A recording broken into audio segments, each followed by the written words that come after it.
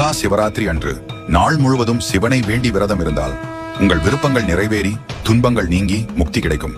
இந்த ஆண்டு மகா சிவராத்திரி பிப்ரவரி 26 நடைபெறுகிறது.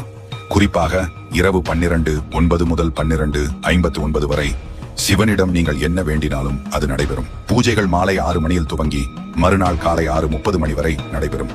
இதில் 4 கால பூஜைகள் உள்ளன. ஒவ்வொன்றும் சுமார் 3 மணி நேரம் நீளமாகும். இதில் மிக முக்கியமானது 3ஆம் கால பூஜை. இது நள்ளிரவு 12 மணியில் துவங்கி அதிகாலை 3 மணி வரை நடைபெறும். இதன் முதல் 50 நிமிடங்கள் நிஷித கால பூஜை என அழைக்கப்படுவது சிவபெருமானை வழிபடுவதற்கு மிக ஏற்ற நேரம்.